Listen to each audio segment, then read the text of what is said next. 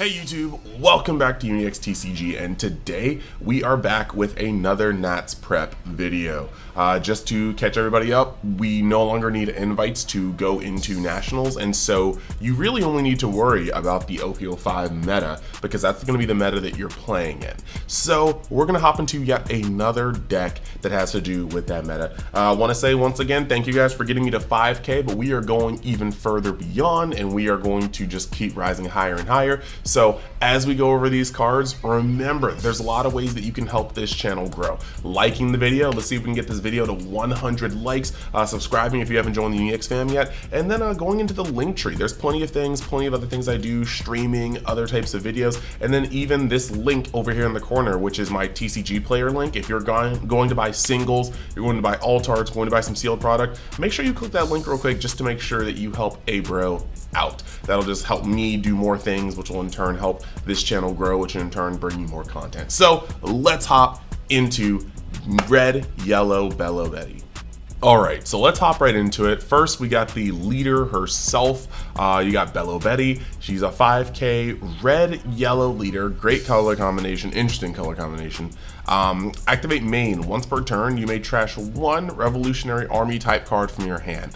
Up to 3 of your Revolutionary Army type characters or characters with a trigger gain plus 3K. Okay.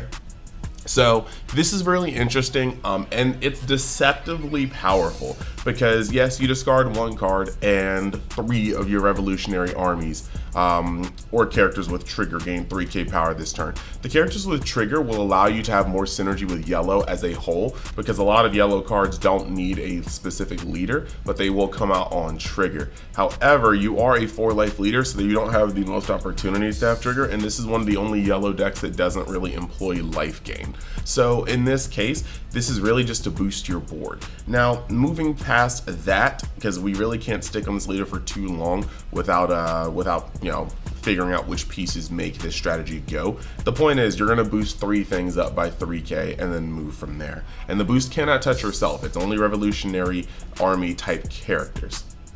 So we are going to go first and look at the Searcher, and this is Belo Betty herself. It's just on play, look at 5 cards from the top of your deck, reveal up to 1 Revolutionary Army type card other than Belo Betty and add it to your hand, then place the rest at the bottom of your deck in the order. Note that this does not have a type or a color restriction, so eventually you will be able to double dip in whatever color they decide to put Revolutionary Army in next, whether it be blue, green, it's just one of those cards that you should just know it's going to have some synergy. Moving past that, you got Koala. 2K counter on play. If your leader has the Revolutionary Army type, give up to 1 of your opponent's characters minus 3K power during the turn. This is just a generically cool card. It leaves the body on board, goes minus 3K, so it's like better and worse than Gordon because it costs 2 times as much, but it has 2,000 counter power, but you very rarely want to actually use this counter power because it actually leaves a 3K body, which can get boosted up to 6K with the leader's effect, and it's gonna remove 3K. It's weird. I don't think this card should have been an SR. I think it easily could have been a rare, but I do see where this card comes into play during the game. So then we're gonna move over to the next card. You've got Bartholomew Kuma. Man, if you guys read the manga right now, shout outs. But counter 1K and then 2K, 2. There's just, on play, KO up to 1 of your opponent's characters with 2,000 power or less. This is the red deck. You have a lot of power lowering, and so this is going to be able to get in there as that. Now, trigger, if your leader is multicolor, play this card, and of course, with the 2K stat line, when you use your leader's effect, this is going to go up to a 5K, which is going to swing neutral for most leaders. Next, we've got Mlay. So Mlay is a 3-cost 5K, and this is where you start seeing the power boosting really come into play with the effects. When attacking, if this character has 7K or more power, your opponent cannot activate blocker during this battle. And then trigger, you may trash 1 card from your hand. If your leader is multicolored, play this card. So this is actually really cool because 1, you can play this in any multicolored leader that has red as one of its colors. It's going to happen. 2, this guy is going to be able to be like a Rush Luffy / Diablo Jambe. You're just going to be able to go straight through your opponent's cards. And I actually think this is really cool because Purple Luffy sits out behind a wall of blockers, and this can cause a massive problem. Enel has its annoying things, but sometimes it too can stand behind blockers. And if you have 3 of this guy on board, plus, you know, you have like, if you somehow amass 3 of this on board, which is possible, and then, you know, you use your leader as effect, you can really just go through your opponent's life, and they have nothing they can do about it because they literally cannot block it. This is just going to be able to interact very, very well with a lot of the decks we have. Sakazuki can get blasted by this because this can go through your Borsalinos, this can go through your Rebecca's. So this card is actually a very, very, very spicy card. Now, the other cool thing is, this is just going to be able to swing for base 8 just with your leader's effect, no blockers. One more Dawn makes it base 9. These can be very, very, very rough cards to swing through.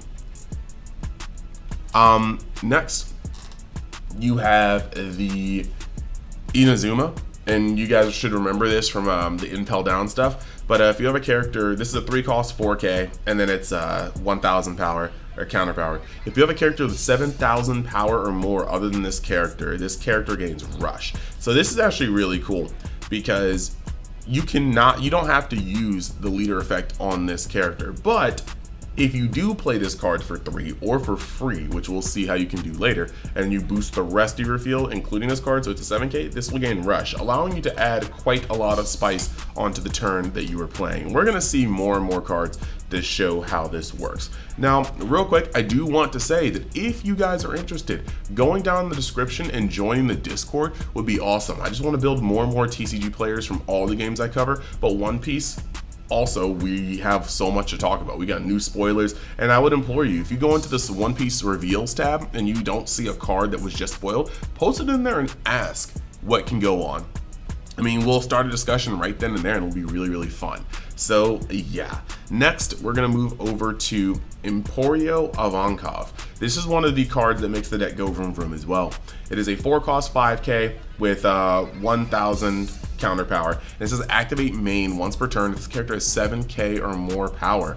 You can play up to 1 Revolutionary Army type character with 5,000 power or less other than Emporio Ivankov from your hand.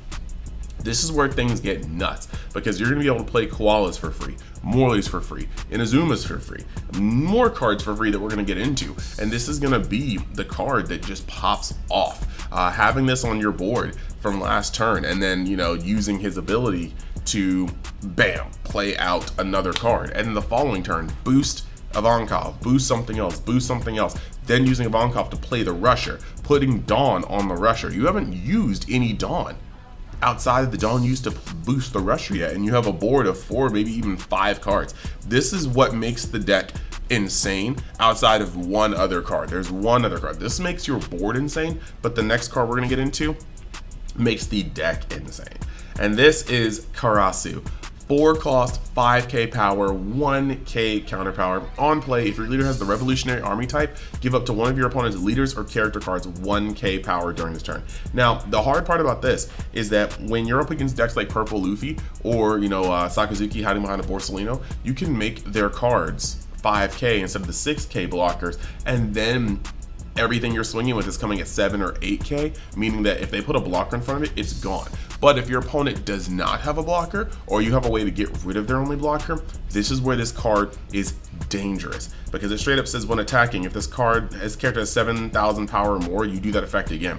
You give up to one of your opponent's leader or character cards minus 1,000 power during this turn. So it's on play and when attacking, with the difference being on play, it just does it. On attack, you need to have this at 7K or more, which is easy with the leader ability. So the thing though is, if your opponent doesn't have a blocker, you can put your opponent's leader down to 4K and then start swinging on it with 7Ks and 8Ks. And at that point, your opponent just starting to bleed their hand, and they're probably taking almost every bit of damage that goes through. So this is where this gets disgusting. If you ever get caught lacking by a Karasu without extra cards in hand, your life can get folded right then and there, depending on how many characters they have. So if you're facing a Belo deck, it is of the utmost importance to deal with their board as much as possible. Now the Ivankov swing, sometimes you can't do anything about that, but other than Inazuma, nothing's coming out with Rush. So if they ever hit the Ivankov, you need to blitz as much as their field as possible, because if you get caught by the Karasu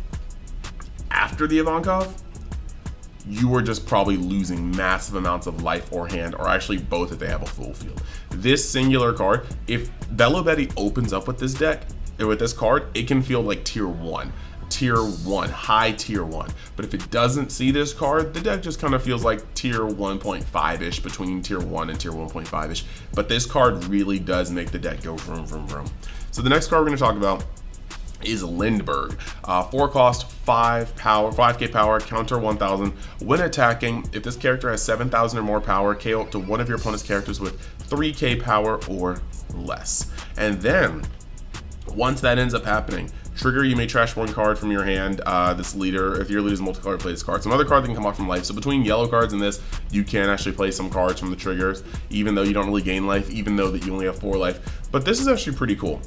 This KO effect mostly is for weenie blockers, but also because of Koala and because of Gordon, you're going to be able to lower your opponent's opposing characters from 6k to 3k, and then this guy will get in there. So this deck is good at destruction. This deck is good at punching. This deck is good at aggression. It is a very, very aggressive deck. It generally will have low hand and high aggression, and your opponent needs to pay attention to your board because, like, your board will run them over. So this is kind of where that trade-off is. You don't really have a lot of cards to defend yourself in hand. Aren't naturally a lot of 2Ks in this deck. However, you have so many cards pushing your opponent on the field that they need to address their field before they can address your life. They can't kill you that turn. You're probably going to kill them the following turn, which is why everything on their board, or your board, needs to go. So it kind of compensates for you having a small hand. Next, we have got Sabo. Now this card isn't played in every deck. I've seen it teched, I've seen and even like playing with it myself to get some testing in before making this video. I do feel like this card is French. You can play it if you want to. You're not going to be behind if you don't play it, but you're also not just winning every match because you have it. 6 cost, 7k power, on play, KO up to 2 of your opponent's characters with a total of power 4k or less. This is interesting because you, through Koala, through Gordon, you can get some double KOs off of this, and that's important.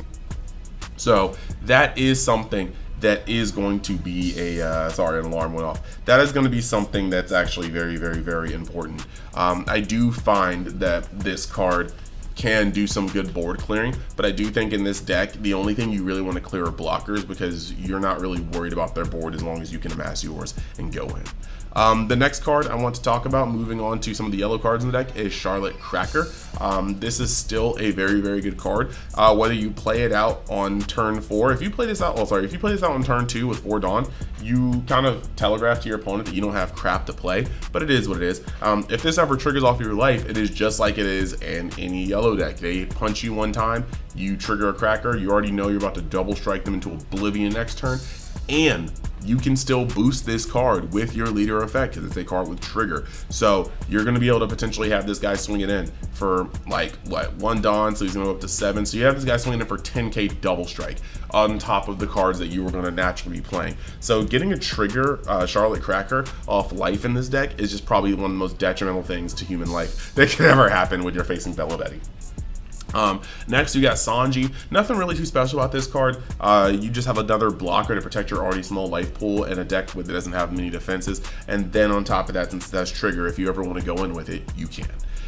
Next you've got Fire Fist, and this isn't the old Fire Fist, this is the new Fire Fist, Sabo's Fire Fist, and this is a 2 cost event card. This has main, give up to one of your opponent's characters minus 4k power during this turn. Then if you have 2 or less life cards, KO up to one of your opponent's characters with 0 power or less. So you have to be half life, so there is a reason to take your first couple life, and then you minus 4k and pop something. So again, with Gordon, with Koala, with Karasu, you're going to be able to drop something down to 0 and just blow it up. Usually a blocker, and then you can just stampede over somebody. Trigger, activate this card's main effect. The trigger is kind of rough because with the trigger, you're not going to be destroying anything for the most part, because generally you need a secondary effect on top of this minus 4k to destroy anything worth destroying against this deck. However, this is at least going to stop something from attacking. If they attack you for life and you minus 4,000 on something, generally that thing is just not going to be able to swing on you that turn. So that's pretty much what that's more for.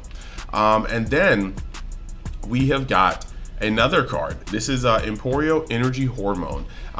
It's funny because the Impel down deck with Emporio in blue and set 2 has a 3 cost that plays a card. But this is also 3 cost that I think draws a card. But this is also something pretty interesting. 3 cost event card counter. Up to one of your leader characters gains 3k power during this battle. Then play up to 1 Revolutionary Army type character with 5k power or less from your hand, which is very nice. Trigger, play up to 1 Revolutionary Army type character with 5k power or less from your hand. So you won't be able to, use the counter effect, but you are just going to play something from your hand, which is going to set up the kill for next turn.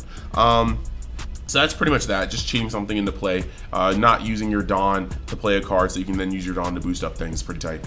Next is Gordon. You know him, you love him. Activate main. You may return this card to the bottom of the deck. Give up to one of your opponent's characters minus 3k power during the turn. This is just a very, very, very good card.